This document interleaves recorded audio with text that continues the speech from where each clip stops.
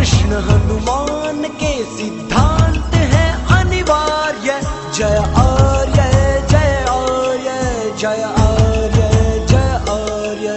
जय आर्य जय आर्य जय आर्य जय आर्य जय आर्य जय आर्य जय आर्य जय आर्य।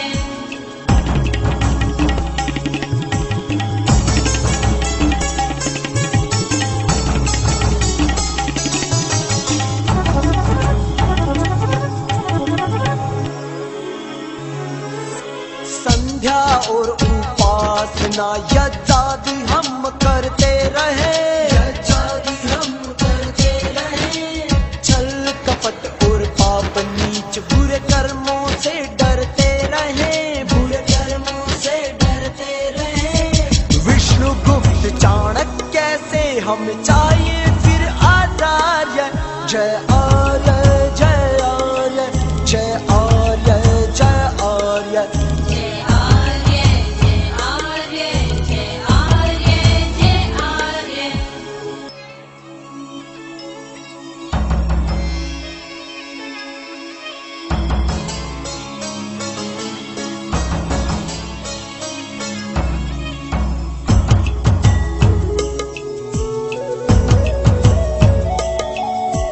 ऋषियों के उपदेशों को हम भूलते हैं जा रहे, हम भूलते हैं जा रहे। देशद्रोही देश को सब लूट कर है खा रहे, सब लूट कर है खा रहे। आजाद भगत और बिस्मिल का अभी बड़ा अधूरा कार्य। जय आर्य जय आर्य जय आर्य जय आर्य। जय आर्य जय आर्य जय आर्य जय आर्य।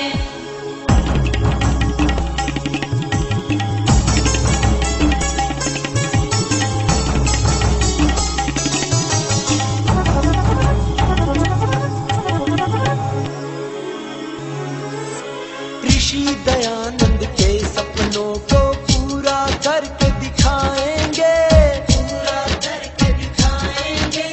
हम सब मिलकर राष्ट्र को पुनः आर्यवर्त बनाएंगे, आर्यवर्त बनाएंगे।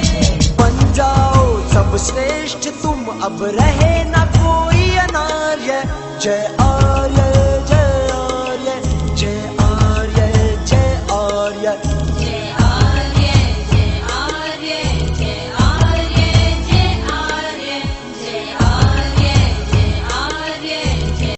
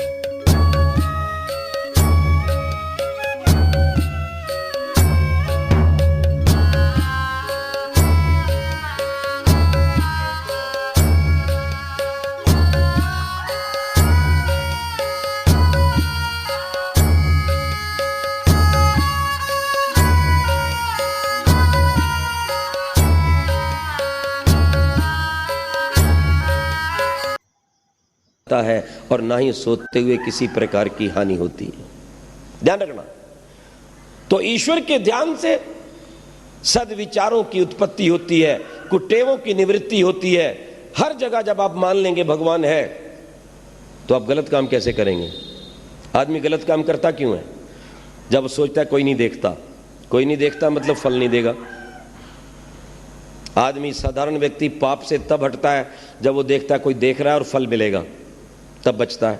और जब एक सच्चा ईश्वर भक्त, एक आर्य, एक सच्चा ब्रह्मचारी, एक युवक और युवती, सच्चे आर्य विद्यार्थी जान लेंगे कि सब जगह भगवान देखता है, अवश्य फल देगा, तो बुरा काम होगा ही नहीं, ब्रह्मचर्य की रक्षा होगी, आयु लंबी होगी, शरीर सुंदर होगा और भगवान के दर्शन होंगे यहीं पर।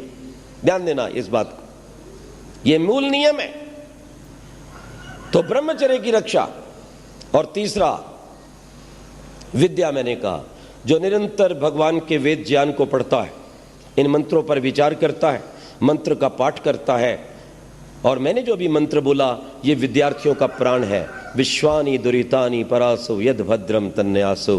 हे प्रभुदेव, हम आपकी सहायता से सब जगह आपको जानते और मानते हुए अपने सब बुरे विचारों को दूर कर दें और जो कुछ भी संसार में श्रेष्ठ गुण कर्म स्वभाव है प्राप्त कर लें। ये विद्यार्थी का मूल मंत्र है। सदा ये विचार करो कि बुराई तो नहीं आ रही, पहली बात, और दूसरी बात कि आज के दिन मुझ में कितनी अच्छाई आई। देखिए जीवन बनता चला जाएगा। यह ब्रह्मचर्य का पालन, ध्यान रखना, केवल विद्यार्थियों के लिए नहीं है, गृहस्थ के लिए भी है। और ऋषिदंत क्या लिखते हैं? जो गृहस्थ आश्रम में होकर अपने शरीर की शक्ति को बलवान, ज्ञानवान, देशभक्त, संतान की उत्पत्ति में लगाता है, वो गृहस्थ आश्रम में होता हुआ भी ब्रह्मचारी के समान है। पढ़ लीजिए सत्यार प्रकाश अमर ग्रंथ का चतुर्थ समुल्लास। आज तक ऋषि ध्यान से पूर्व अथवा पश्चात आने वाले तथा कथित लोगों ने, महंतों ने, संतों ने, गुरुओं ने क्या कहा? गृहस्थ नरक का द्वार है, नारी नरक का द्वार है। लेकिन इस धरती पर याद रखना, प्राचीन आर्य ऋषियों की परंपरा में कणाद, कपिल, गौतम और पतंजलि की परंपरा में ऋषि ध्यान ने यह कहा, गृहस्थ मुक्ति का द्वार है, नारी मुक्ति का द्वार है। नारी इस संसार की आधारशिला है जो अपने गर्भ में ही अपने बच्चे को ब्रह्मचारी बना सकती है। और इसलिए मां के लिए उपदेश है, पिता के लिए उपदेश है, गुरु के लिए वेद का उपदेश है। क्या कहता है? मेढ्रम ते शुंधामी। हे बालक, मैं तेरी प्रजनन को शुद्ध करती हूं, तेरी प्रजनन इंद्रिय को शुद्ध करती हूं। मेढ्रम ते शुंधामी। और जब मेरे देश की माताएं स्वयं ब्रह्मचर्य का पालन करती थी और एक बार गर्भ धारण होने पर 9 मास तक ब्रह्मचर्य का पालन करती थी, जब इस देश के योग्य पिता गर्भवती होने तक पूर्ण ब्रह्मचर्य का पालन करते थे।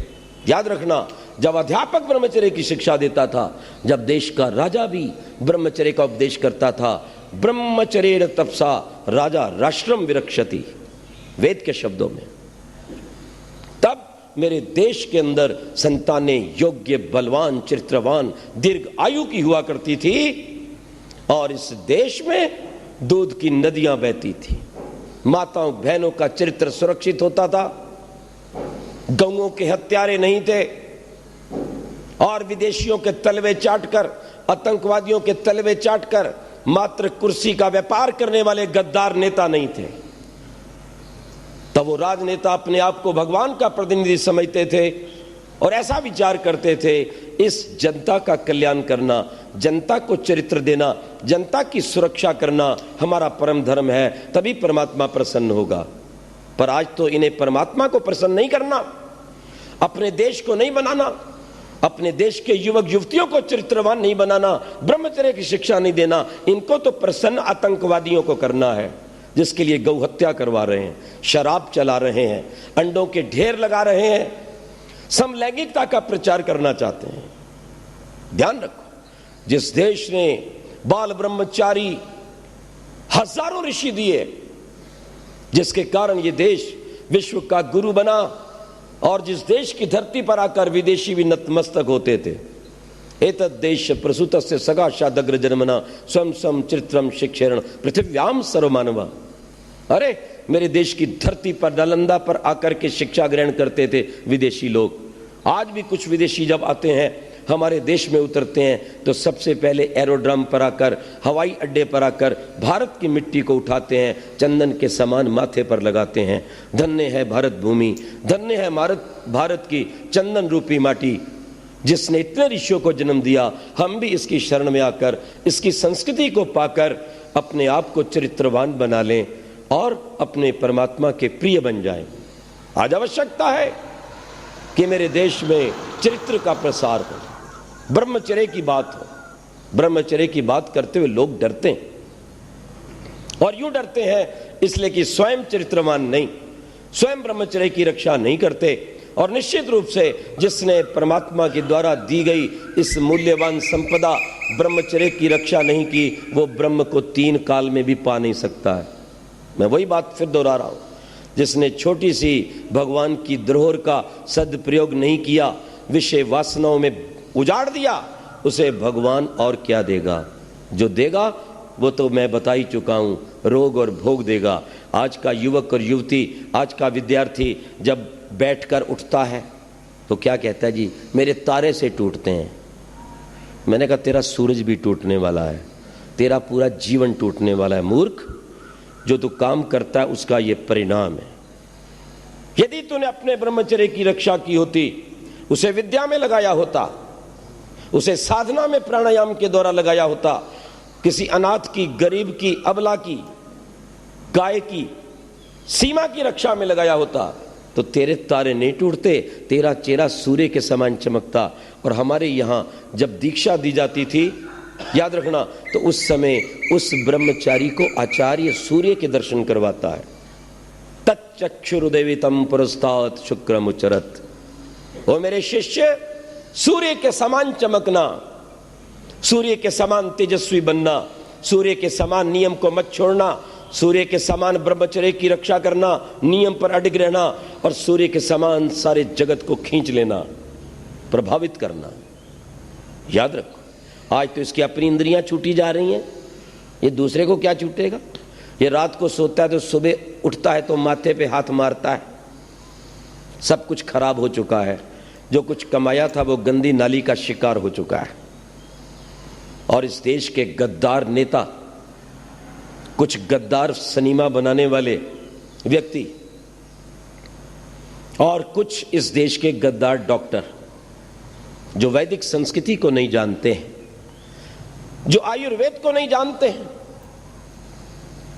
और वो भट्ट जैसे व्यक्ति, फिल्म निर्माता, शर्म आनी चाहिए उनको। ऐसे लोगों को भारत का नागरिक होना चाहिए? जिस भारत के संविधान में लिखा है कि भारत का प्रत्येक नागरिक भारतीय संस्कृति से ओतप्रोत हो, अपनी ऋषियों की परंपरा से ओतप्रोत हो, अपने देश की प्राचीन धरोहर से सुसज्जित हो। और ये भट्ट जैसा व्यक्ति दूरदर्शन के ऊपर एक बेचारी मुसीबत की मारी हुई वेश्या को खड़ा कर रहा है और उसके गीत गा रहा है।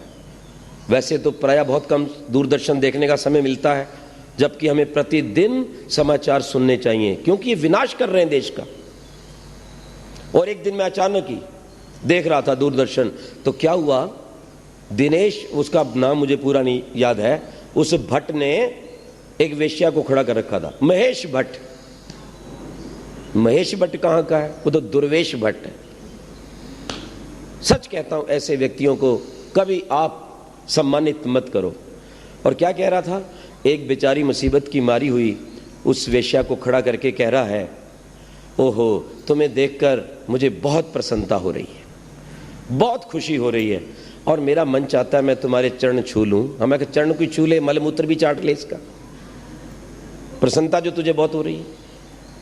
ओह, ऐसा काम करते हुए तुम सुंदर हो। वास्तव में एक वेश्या है। अब किस मुसीबत से बनी? उसके पति ने सताया, किसी ने उसका दुरुपयोग किया, किसी ने उसको जाकर बेचा। अब बेचने के बाद वो बेचारी सोचती है मैं कलंकित तो हो ही गई हूं, तो यही काम करूं। अगर अच्छी संस्था कोई मिल जाती, उसको प्यार से लाती, इज्जत देती, उसको नौकरी देती, उसके बच्चों को पालती, तब तो जीवन बन जाता।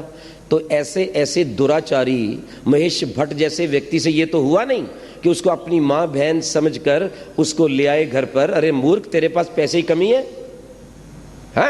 कुबेर की नगरी बंबई कहलाती है। उसको अपनी माँ बहन बनाकर उसको उस दुर्व्यसनों से, दुराचार से बचाकर बिठाता, तब तो बात थी। नहीं, तुम बहुत सुंदर लग रही हो। मैं आपसे एक बात पूछता हूं, जब एक वेश्या को खड़ा करके एक व्यक्ति प्रसिद्ध ये कहता है, वाह मेरी इच्छा होती तुम्हारे चरण छू लूं, तो इसका आम जनता में क्या संदेश जाएगा? मेरे देश की बेटियों पर क्या संदेश जाएगा? मेरे देश की आज 80% जनता गांव में रहती है, उन गांव में रहने वाली कन्याओं और महिलाओं में क्या संदेश जाएगा कि ये दुराचार करना एक अच्छा काम है? और फिर वो भी महामूर्ख है औरत, वो फिर क्या कहती है, देखो मैं अपना काम बड़ी प्रसन्नता से कर रही हूं। उसके पास होटल है ना, हो सकता है ना, पता नहीं अंडरवर्ल्ड से जुड़ी हुई कितनी देश की गद्दार औरतें हैं, कितनी कालगर्ज हैं, कितनी वेश्याएं जिनके पास धन की कोई कमी नहीं है, पर उनकी क्या इज्जत है, मैं आपसे पूछना चाहता हूं। आज किसी को पता लग जाए ये नारी है, हर आदमी पीछे हट जाएगा। और वो क्या कहती है, मैंने अपनी बेटी को भी कह दिया है तुम कोई भी बार्ग अपनाओ। और दिनेश भट्ट कहता है हाँ तुम बिल्कुल ठीक हो। तो मैंने दिनेश भट्ट को क्या संदेश दिया, उसको महेश भट्ट को, मैंने कहा अपनी माँ बहन बेटी को भी ले आ सड़क पर, घोषणा कर ये बड़ा अच्छा काम है, तू इसके चरण छूने की बजाय उनका छूना, अपनी बेटी को बैठ बोलना कोठे पे बैठ जाए, कहेगा? शर्म आनी चाहिए ऐसे लोगों। कोई नंगा रह रहा है, कोई नग्नता के पैसे कमा रही है लड़की, और वो अच्छी अच्छी लड़कियों को बर्बाद और बदनाम करती है। ध्यान रखिएगा, 2 4 5 आपने नग्न लड़कियां देख ली चलती फिरती, जिनका मस्तिष्क भ्रष्ट है। जब व्यक्ति उनको देखता है ना तो उसकी वासनाएं भड़कती हैं। वो भड़की हुई वासनाओं का परिणाम क्या होता है, वो हर कन्या, हर महिला के प्रति वो गंदे विचार रखता है। और अगर वो सीधी सादी भी बिल्कुल लड़की होगी, जिसके कपड़े बिल्कुल ठीक ठाक पूर्ण है, शरीर ढका हुआ है परमात्मा की वेद आज्ञा के अनुसार, अधा पशस्वमोपरि संतराम पादकौहर माते कष्पगलौ दिशन स्त्री ब्रह्मा बभूवित, ये वेद का वचन है। नारी तो राष्ट्र की आधारशिला है। इस ब्रह्मांड में या तो सर्वप्रथम मैं पूज्य हूं या मेरे पास तेरा नंबर है। मेरी बहनें, मेरी बेटियां सदा सोचें मैं छोटी नहीं हूं। इस संसार में परमात्मा के पश्चात यदि कोई पूज्य है तो वो नारी है, वो कन्या है। इसलिए आज भी हम कन्याओं का एक दिवस मनाते हैं जहां उनके पैर धोए जाते हैं और लड़कों के द्वारा चरण स्पर्श करवाया जाता है। वो इसलिए करवाया जाता था कि मोहल्ले के रहने वाले सब लड़के अपनी कन्याओं के प्रति, लड़कियों के प्रति बहन की भावना रखें, ब्रह्मचर्य का, चरित्र का विकास। ध्यान रखिए इस बात। नग्नता, और फिर क्या कहा जाता है, भाई नग्न रहने से संस्कृति का विकास हो रहा है। आज के दिन जमाना उन्नति कर रहा है, इसलिए नंगे रहो। क्यों जी, ठीक है, नंगे रहो। हम जाते आदिवासी क्षेत्रों में, वहां छाल छूल बांधकर कुछ आधे नंगे घूमते हैं। मैंने एक को कहा, अरे भाई कौन सी क्षति चल रही है? कहने लगा, आचार्य जी यहां विद्या नहीं पहुंची, संस्कार नहीं पहुंचे, ये नंगे हैं। जरा विचार करना, कपड़ों को ना पहनना, नंगा रहना, ये पढ़े लिखे की पहचान है या मूर्ख की? मुझे बताना जरा। और जो पढ़ा लिखा होकर नंगा रहे आगे पीछे से और लोगों को प्रोत्साहित करे कि मेरी इज्जत लूट, फिर लूट ले तो रोए, क्यों छेड़ा? तो बोले तू बाजार बन के क्यों घूम रही थी, तूने सड़क पर अपने आप को क्यों फैला दिया था? और कोई व्यक्ति जब अपने सामान को सड़क पर फैला दे और कोई आकर छुए, उठाए, पटके ले जाए तो किसका कसूर? इन दुराचारियों का कहना मत मानना मेरी प्यारी बहनों और मेरे युवकों। अपनी मां के समान अपनी मोहल्ले की बहनों की रक्षा करना, इससे बचाओ। और कुछ लोग ये भी पाठ पढ़ा रहे हैं, स्कूल कॉलेज के अंदर कोई फर्क नहीं पड़ता, अगर लड़का लड़की आपस में बात करते हैं, मित्रता करते हैं, अलग बैठते हैं, अलग सिनेमा देखते हैं, पार्क में घूमने जाते हैं। मैंने कहा स्कूल है यहाँ की पति पत्नी का चुनाव करने की संस्था, जरा ये तो बता दो, तुम्हें एक थोड़ी सी भी लज्जा नहीं आती? अरे ये विद्यार्थी इस विद्यालय में विद्या ग्रहण करने के लिए आए हैं या अपने जीवन साथी का चुनाव करने आए हैं? यहाँ तो उचित एक वेशभूषा रहनी चाहिए, उचित दिनचर्या रहनी चाहिए, और प्रत्येक विद्यार्थी को घर से अपने विद्यालय में और विद्यालय से घर जाना चाहिए। और यदि आप ये गलत संबंध जोड़ोगे, ये कभी सुखदायी नहीं होगा। मैंने अनेक विश्वविद्यालयों में झगड़े होते नहीं देखे, कत्ल होते देखे। एक कन्या बैठी थी मेरी बाजू में बस में, खिड़की की ओर से एक नौजवान आया, कहता है महाराज महाराज। मैंने कहा क्या बात है? वो आपके बाजू में एक लड़की है, जरा उससे बात करवाओ। मैंने कहा बहन जी वो आपको बुला रहा है। वो कहते नहीं नहीं मैंने नहीं बात करनी। मैंने कहा भैया वो कह रहा है मैंने बात नहीं करूंगी। तो बोले कॉलेज में तो वो खूब घूमती है, सबसे बात करती है, तब उसको शर्म नहीं आती, मेरे साथ बात करने में शर्म आती है। अब सुन लो, विचार करो, जीवन बर्बाद हो जाएगा, शिक्षा समाप्त हो जाएगी, चेहरे के 12 बज जाएंगे, पढ़ाई लिखाई शून्य हो जाएगी, और दिन रात उसी चक्कर में आपका जीवन निश्चित नष्ट हो जाएगा। और होता है। और जब मैं देखता हूँ पढ़ने वाले विद्यार्थियों के अंक कम आ रहे हैं, चेहरा पीला पड़ रहा है, इसको नींद नहीं आती, चेहरे पर प्रसन्नता नहीं, तो समझ लो इसको दुराचार का घुन लग चुका है। कोई कितना भी कहे, कैसे बचें? एक सीधा सा उपाय बताता हूं। लड़के और लड़की जहां मिलते हैं, रहते हैं, मोहल्ला है, घर है, भैया आपस में एक दूसरे को भाई बहन कह के बोलो। मैंने एक लड़के को कहा ये हाय बाय क्या करते रहते हो, ये मेरी फ्रेंड वो फ्रेंड। मैं कहा बहन क्यों नहीं कहते? कहता आप तो वैसा ही सोच लेते हो। मैंने कहा मैं तो ठीक ही सोच रहा हूं, पर तेरी समझदानी ठीक नहीं है, उसके अंदर माल बड़ा गंदा भरा है। मैं एक बात तुमसे मैं पूछूं, मैंने कहा तुम अपनी बहन से क्या उतना ही प्यार करते हो जितना उधर? जितना लंबा तुम उस लड़की को छोड़ आए मोटरसाइकिल पे बिठा के 15 किलोमीटर, अगर तुम्हारी बहन कहती मुझे अभी जाना है, तो तुम क्या कहते? अब तो हैंडल डाउन हो गया, अब तो शर्म आने लग गई। एक ही उपाय है, माता पिता को भी कहना चाहता हूं, गुरुकुल के आचार्यों को, विद्यालयों के प्राचार्यों को मैं कहना चाहता हूं, और यहां बैठे हुए युवक और युवतियों को कहना चाहता हूं, यदि आप स्वस्थ सुंदर बलवान बनना चाहते हो, निरोग बनना चाहते हो, बिस्मिल भगत सिंह आजाद के समान यदि अपने भारत की रक्षा करना चाहते हो, तो आज से एक नियम बना लो कि प्रत्येक कन्या को आप बहन कहेंगे और प्रत्येक कन्या दूसरे लड़के को भाई कहेगी। भाई और बहन कहने में ही रोग चले जाते हैं और पवित्रता आ जाती है। करके देखिए, और इसी का प्रयोग कार्यालयों में कीजिए। जो विवाहित हैं उनको भी मैं कहना चाहता हूं, क्यों नहीं प्रयोग करते? इसलिए नहीं करते ना कि मामला गड़बड़ है। इसलिए ब्रह्मचर्य की रक्षा के लिए ध्यान रखना, यह साधन है। सात्विक भोजन, प्रतिदिन व्यायाम, आपके शरीर की शक्ति खप जाए, ब्रह्मचर्य, सर्वांग आसन, गाय का दूध, सब्जी, दिन भर पानी पीते रहना ताकि कब्ज ना हो। कब्ज नहीं होगी तो ब्रह्मचर्य की रक्षा होगी। रात्रि जल्दी सो जाना। जो रात भर जागते हैं, रात को वायु बढ़ती है, वायु मन को चंचल करती है और वो व्यक्ति कोई भी कुकर्म कर सकता है, वो अपने आपे से बाहर होता है। ध्यान रखना इस बात को। और रात्रि मंत्रों का पाठ करके सोइए। तन में मनः शिव संकल्पमस्तु। हमारे यहां ब्रह्मचारियों को ब्रह्मचर्य की रक्षा के लिए एक मेखला बांधी जाती थी, शायद आपने कभी देखी हो, और उस मेखला में एक गांठ होती थी बहुत मोटी, मूंज की मेखला, पीछे मोटी गांठ। क्या रहस्य था उसका? कि ये विद्यार्थी सीधा ना सोए। सीधा सोने से ब्रह्मचर्य की हानि होती है, हमारे पेट का और उधर हमारे मूत्राशय का दबाव पड़ता है। इसलिए यदि आपने ब्रह्मचर्य की रक्षा करनी है, बिना स्वप्न के शांत निद्रा में सोना है, पवित्र बल को प्राप्त करना है, तो सदा करवट में सोइए। बायां करवट सबसे अच्छा है, दाहिना स्वर चलता है, शरीर में अग्नि का विकास होता है और सब कुछ पच जाता है। ध्यान रखिए, ये एक और साधन है।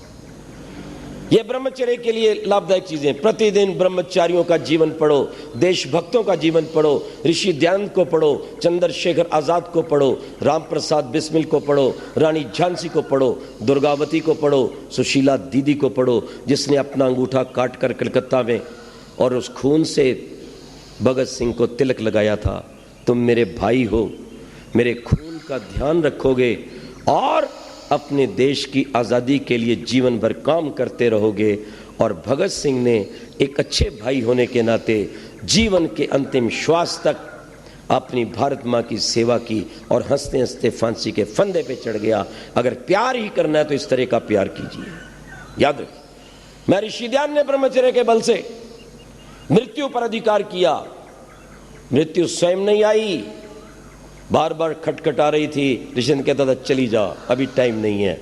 उसके बाद बैठे, मंत्रों का पाठ किया और फिर अपनी आत्मा को छोड़ा। और यह स्थिति भीष्म पितामह की थी। ध्यान रखना, इस बात को समझना। और कितना बल था।